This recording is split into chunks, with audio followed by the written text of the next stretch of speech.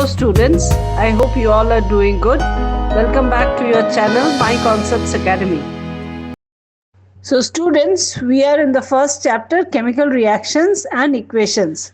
In our previous video, we explored the physical and chemical changes in matter, right? We also examined some activities to observe these changes.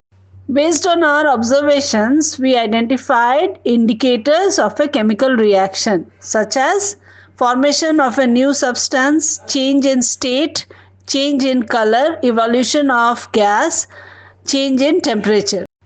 These observations help us confirm a large variety of chemical reactions taking place around us. Now we are going to learn how to write a chemical equation. So to understand this, let's go step by step. First, write the word equation. Next, use chemical formulae instead of words. After that, balance the chemical equation and then write symbols of physical states. Now let's see an example of word equation. When a magnesium ribbon is burnt in oxygen, it converts to magnesium oxide. This description of a chemical reaction in a sentence form is quite long. It can be written in a shorter form, that is, in a word equation. The substances that undergo chemical change in the reaction are called reactants. The new substances formed during the reaction are the products. The word equation shows changes of reactants to products through an arrow placed between them. The reactants are written on the left hand side with the plus sign between them. Similarly, the product or products are written on the right hand side. Now, is there any other shorter way for representing chemical equations? Yes, chemical equations can be made more concise and useful if we use chemical formulae instead of words. A chemical equation represents a chemical reaction, right? Now for this chemical reaction, what are the formulae of magnesium, oxygen and magnesium oxide? You can write the equation of this chemical reaction as Mg plus O2 gives MgO. So this equation is a skeletal chemical equation for the burning of magnesium in air. Now, representing a chemical reaction in the form of skeletal chemical equation is not enough. You have to complete it by balancing the equation. How to balance a chemical equation? For that, let's recall the law of conservation of mass that you studied in class 9. That is, mass can neither be created nor destroyed in a chemical reaction.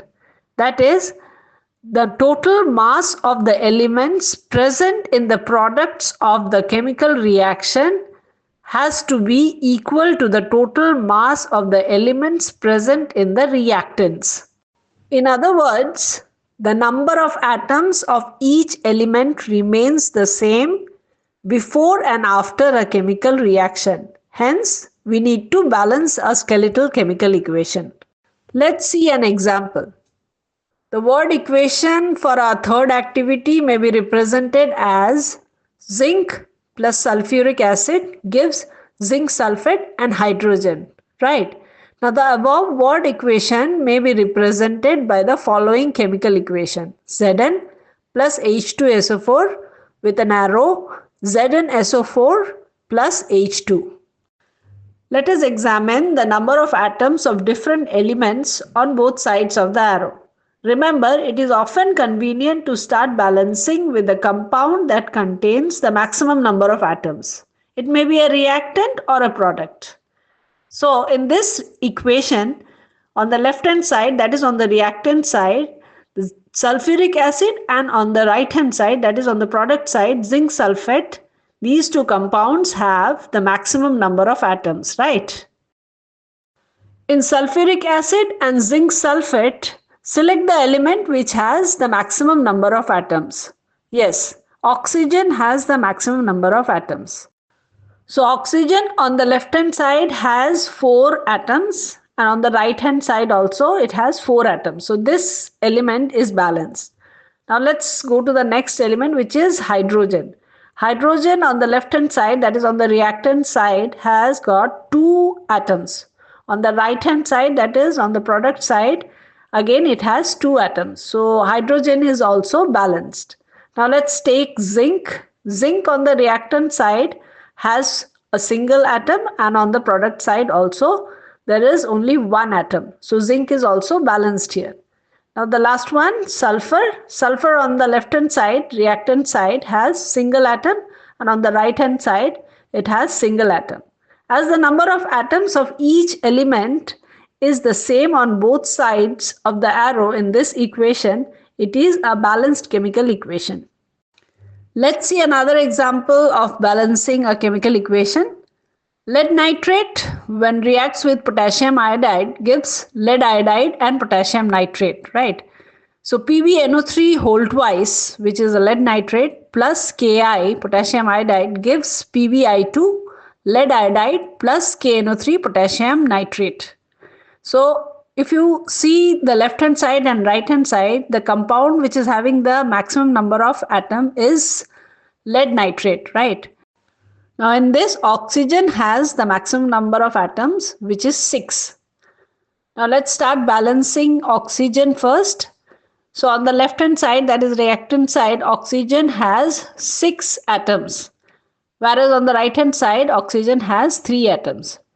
Now if we add one more molecule of potassium nitrate, KNO3, on the product side, then the total, what will be the total number of oxygen atom on the product side? Yes, it will be 6, which will be same as on the reactant side. So in order to balance the oxygen atom, we have added one more molecule of potassium nitrate on the product side. Now let's see how many potassium and nitrogen atoms are there on the product side. So potassium, we have 2 atoms, and nitrogen also we have 2 atoms on the product side. Now let's compare these 2 atoms on the left hand side. Left hand side, we already have nitrogen 2 atoms, but we have potassium only 1 atom. So let's add one more molecule of potassium iodide on the reactant side in order to balance it on both sides. We can see that we have balanced the oxygen atom, nitrogen atom and potassium atoms on both the sides. Now we are left with lead and iodine. We can see both lead and iodine on both the sides, reactant and product sides, are same. Finally, to check the correctness of the balanced equation, we count the atoms of each element on both the sides of the equation. So the number of atoms of elements on both the sides of this equation are equal. So this equation is now balanced. This method of balancing chemical equation is called hit and trial method, as we make trials to balance the equation by using the smallest whole number coefficient. Now let's see one more example. This is a familiar equation. Mg plus O2 gives MgO. Here in this equation, on the left hand side, oxygen has maximum number of atoms, 2. So in order to balance the oxygen atoms, we need to add one more magnesium oxide molecule on the product side. Let's see the magnesium atom. Now there are 2 magnesium atoms on the product side, right? So in order to balance this, we need to add one more magnesium atom to the reactant side. Now finally, you can count and see all the atoms of the elements both in the reactant side and the product side. So as you can see, all the atoms of the elements in the reactant side and product sides are equal. So the equation is balanced.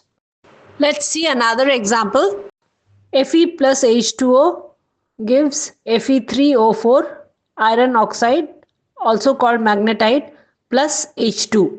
Remember, to equalize the number of atoms, we cannot alter the formula of the compounds or elements involved in the reaction. In this equation, on the product side, Fe3O4 iron oxide, also called magnetite, has the maximum number of atoms, right? So let's start balancing the oxygen atom first. Now to balance the oxygen atom, we need to write 4 as coefficient for the water molecule in the reactant side, right? Now let's count the hydrogen atoms in this partially balanced equation. As you can see in the reactant side, there are 4 times 2, 8 hydrogen atoms, whereas in the product side, there are just 2 hydrogen atoms. So how to balance this? Right, we need to write 4 as coefficient for the hydrogen molecule, which will balance the hydrogen atoms on both the sides. Let's count the iron atoms. On the product side, there are 3 iron atoms. So in order to balance this, we need to add 3 as coefficient for iron on the reactant side. Now finally, when we count the atoms, we can see the number of atoms of each element is same on both the sides of the arrow, which means the equation is balanced. Now the last step to complete the equation is to write the symbols of physical states.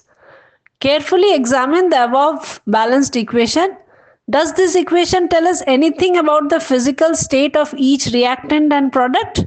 No. No information has been given in this equation about their physical states, right? To make a chemical equation more informative, the physical states of the reactants and products are mentioned along with their chemical formulae. For example, if the compound is in gaseous state, we write the symbol G. If it is in liquid state, we write L. If it is in solid state, we write S.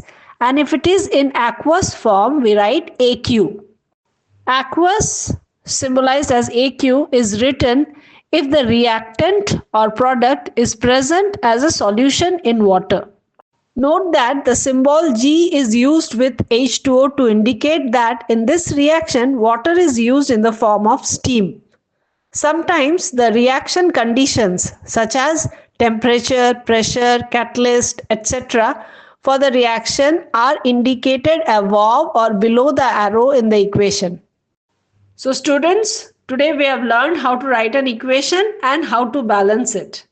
With this, we are at the end of this video. We'll come back with a new video where we will learn what are the different types of chemical reactions. Till then, study well. Thank you.